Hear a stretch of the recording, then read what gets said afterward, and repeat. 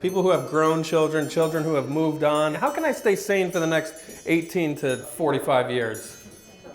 She said you don't over there. What are the wind chimes? Do you hear the wind chimes? Yeah, I thought that was in my head the whole show. Like, I thought maybe I was catching some senility from the room, perhaps.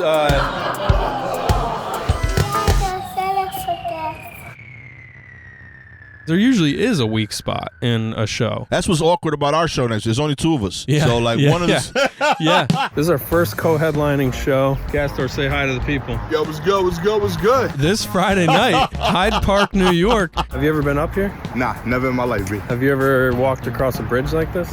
Nah.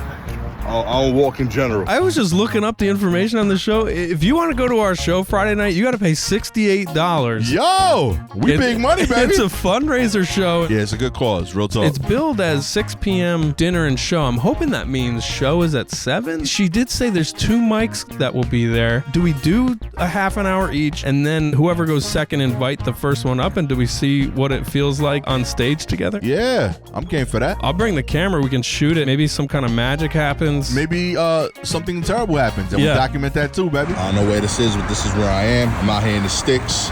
Date night, baby. Oh my God, look at this romantic place setting we got. That. I am so in love with you. That's what I do. You didn't have to do this. The things I do, real talk. You make every girl feel special. Come on. This is great. Above and beyond, baby. Manja. Hope you guys are having a good time. Thank you so much. Let's bring my boy Patrick back up here. Gastor and I do this podcast together, and we thought maybe we could record a segment or something, just for 5 or 10 minutes. Our podcast is about us being parents, and every single person in this room looks like they're far more experienced than us at that, so we have very little to offer. By the way, this poor guy in the orange was getting a lot of accusatory eyes about the oatmeal. This guy loves oatmeal. I love oatmeal. We're going to war after this show, bro. Me and you. And as far as my kids are concerned, I always say, if I had planted a tree, at least I would have shade by now. Get it? Oh, a tree's more useful than the kids?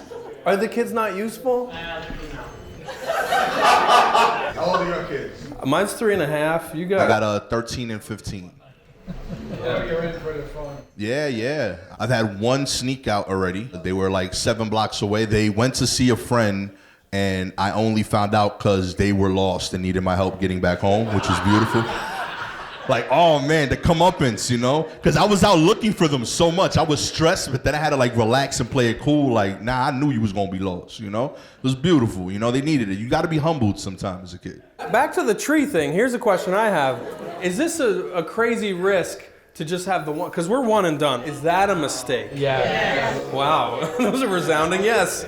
Because she could not be great. She might be a horrible kid, not even a sapling or a... Okay. Clap if you think 2 is the optimal number of kids.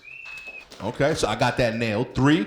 Here's the problem with 3, though. If you have 3, you end up with one middle kid. The parents get divorced. The middle kid thinks it's their fault, and then they become a stand-up comedian. Just out of curiosity, anybody's crazy enough? 5? Keep going.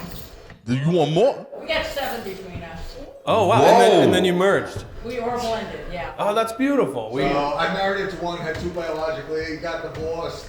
You know they're not Pokemon, right? Like, you don't need to collect them all. Whoa, 7. This fundraiser is for his family. Seriously, you need all the books. I can't think of anything but 7 kids. I live in an 800 square foot apartment with 2. I'm trying to figure out where I would put them, you know? Are there any construction workers here tonight? Yeah. So tell me how I can get around this. So we're in a 1-bedroom apartment. Me, my wife, my dog, and daughter. We're gonna bisect the living room. We're gonna build a wall, but it's against code. How do I get around the code? Do I just secretly build the wall? Because it's like an egress problem. You know that word? It's easier to ask for forgiveness than ask for permission. When is your book of Proverbs coming out, bro? Like, that is awesome. That's our planning, head of planning right there. For the I Rotary? believe it. All right. Wait, are you saying the head of planning for the Rotary or Hyde Park? Hyde Park. You're a town planner? So you approve the codes. And you're telling me the code. Nice. All right. That's why he enjoys oatmeal, because he is a sociopath. I gotta tell you, it always checks out, man. All right, folks. Does anybody have any questions? Because we could just say goodnight. I know everybody else wants to make their egress for the evening. I got a question for y'all. If you saved up for college, do you split it evenly amongst the 7 kids or give it to the kid with the best chance to graduate in college? There's no way you thought all of them were like engineers. Oh, just that, man.